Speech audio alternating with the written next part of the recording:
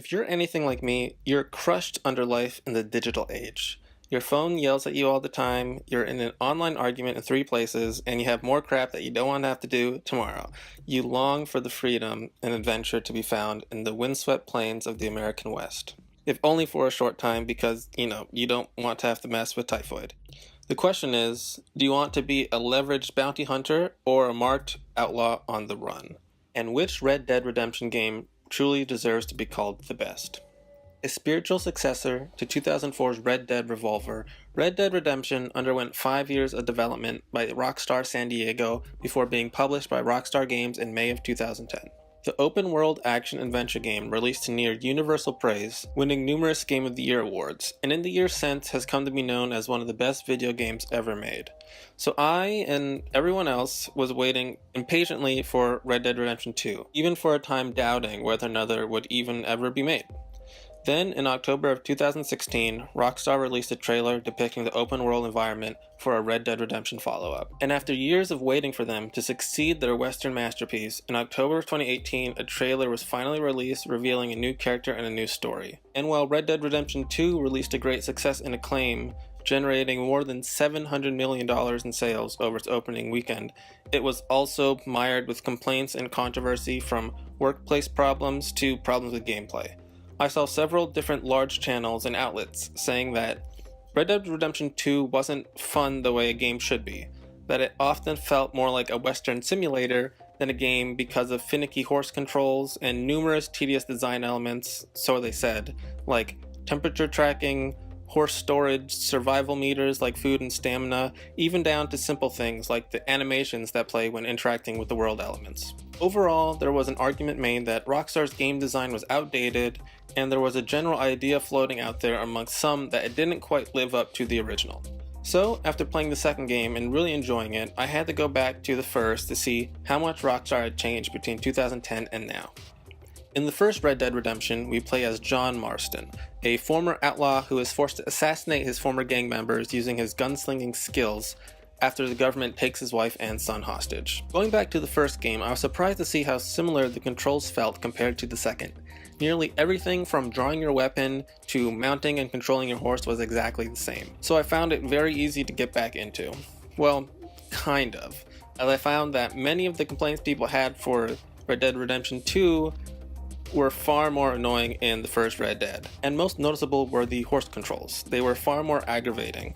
I chalked this up to the animation quality available at the time, and while the second game's horses can auto-run and shimmy around obstacles at all except the fastest paces, the first Red Dead's horses really stick to obstacles and suddenly stop like you run into a wall. In general though, I adjusted to this quickly, and I think the similarity of the controls is part of why some of the control and feel issues people had for Red Dead Redemption 2 really didn't bother me very much, as it never really came up for me apart from maybe bumping into NPCs and occasionally tackling someone by accident, and these things usually happened when I was rushing anyways, so I kind of blame myself for it. Overall, the gameplay was still really enjoyable, and the tone evoked with the music and the visual design made it fun to get back into. Funnily enough, the thing that fell the most flat for me compared to the second game was the thing I remembered Red Dead Redemption the most for, which was its story. The things I remember best central to the game's story were the hypnotic interactions with John's former gang leader Dutch Vanderland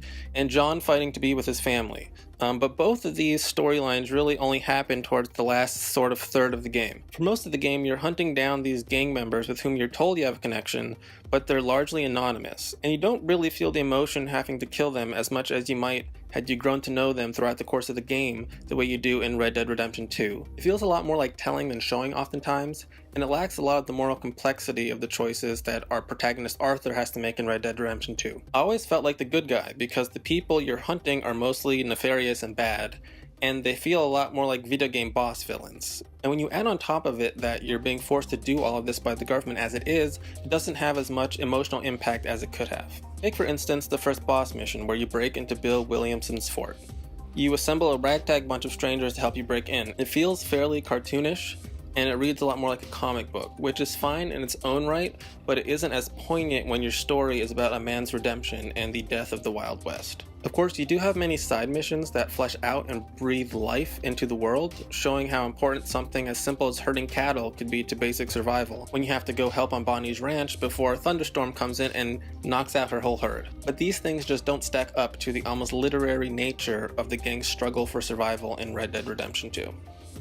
On the game's cover, promotional material, and a few cutscenes, John is what I remember him being, and what I want him to be, really, which is a cool and cocky gunslinger.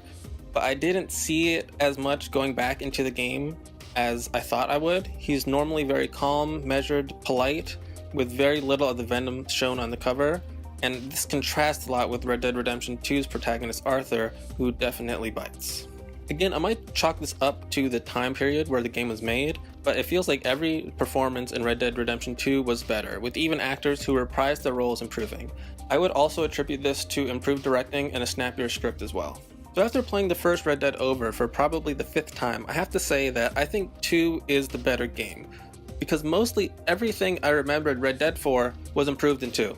Those extra gameplay elements like temperature, horse grooming, self-grooming, silencing witnesses, while tedious to some, blended into the obstacles Arthur faced and quickly became a normal part of play for me. I saw it as the struggles of everyday life in the Old West that you would have to find a way to optimize to get past to be able to fulfill your goals. And to me, it only added to the richness of the story and the world. This is where subjectivity comes into play.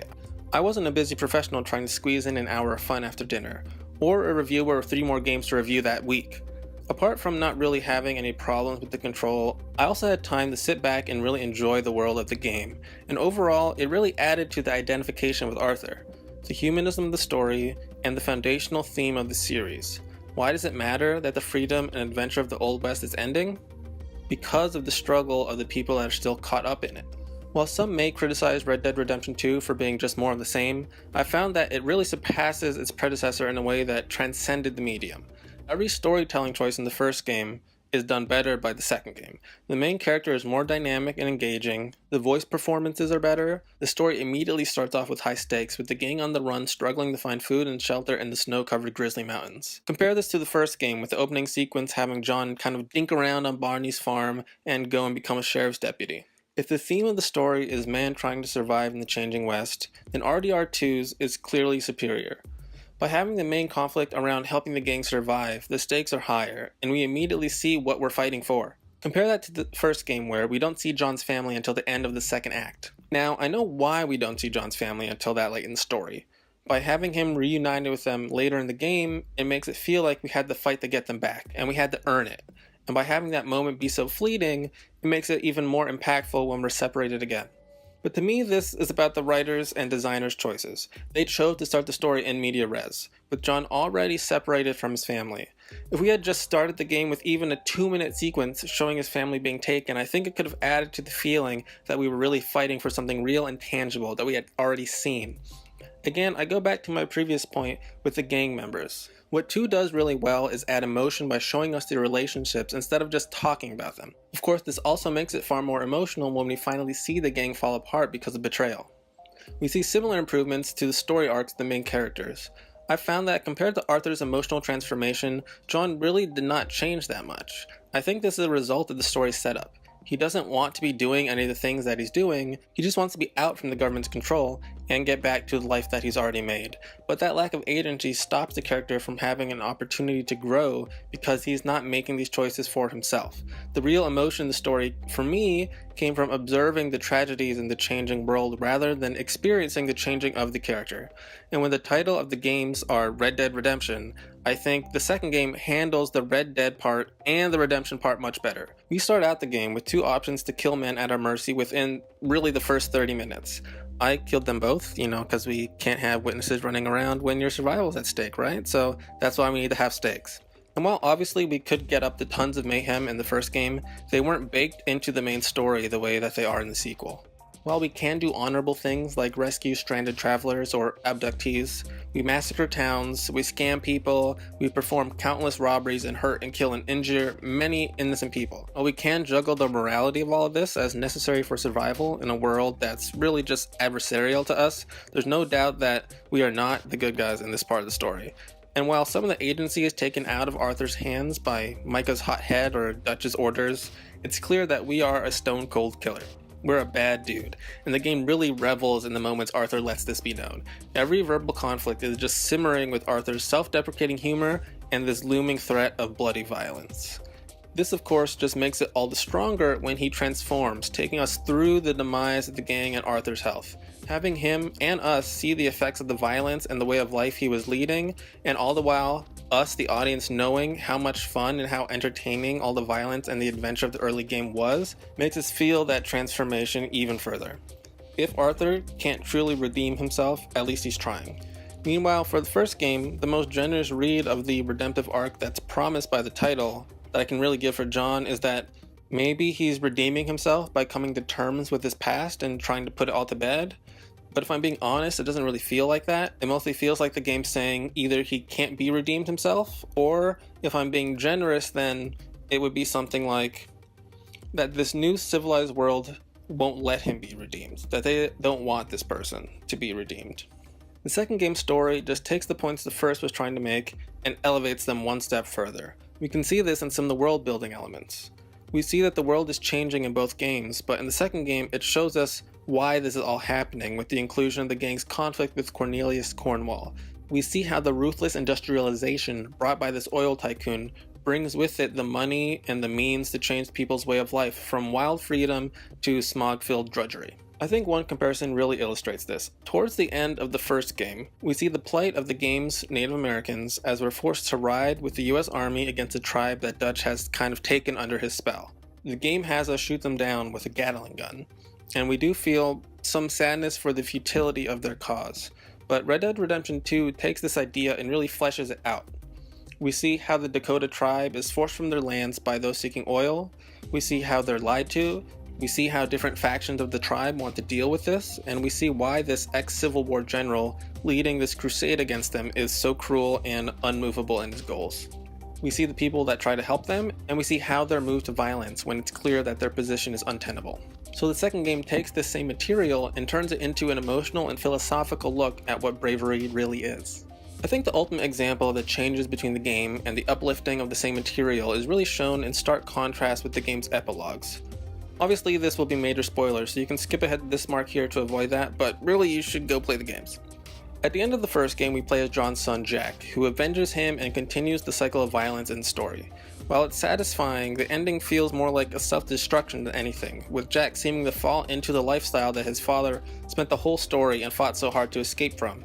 And now it's happening in a world that we've seen will destroy him. In the second game's epilogue, we play as John, trying to make a life for himself. In this epilogue, he also commits violence and gets vengeance, but here it also serves the purpose of getting him out of debt and furthering the peaceful farming life that he's made for himself. And so when he finally avenges Arthur and gets the money to start his farm, it makes the sacrifice that Arthur made for him all the more worthwhile, which also makes Arthur's mild redemption more poignant. Now I know that a lot of this has been about story, but that's because stories are kind of my thing. But I couldn't do a fair comparison of these two greats without bringing in elements from outside the main game. And honestly, right now that isn't really a competition. While Red Dead Redemption 1 had one of the best DLCs of all time with Undead Nightmare, with a full story and retooling of the setting, the second game's online beta mostly feels like a money-grabbing, empty slog. And while Rockstar does have time to adjust certain aspects of that gameplay and get it on track, I fear that it can't undo what's already been done, which kind of brings me to my conclusion. When I think about what the Red Dead series is and what it means to me personally, I think about a great, moving, fun, and adventurous single-player story. And so while I still love both games, going back to the first game just showed me how great Rockstar's accomplishment with Red Dead Redemption 2 was. How Rockstar got us to experience the character growth alongside Arthur is really a storytelling feat that I haven't seen in many other games, at least certainly not to that extent. But I'm worried that with some of the bad press it got, people's aversion to some of the gameplay, and the problems with online and the gaming industry in general, that this masterful storytelling achievement that is Red Dead Redemption 2 won't be recognized the way it should, not just as a great story game, but as one of the richest and most human stories in gaming history. Thank you.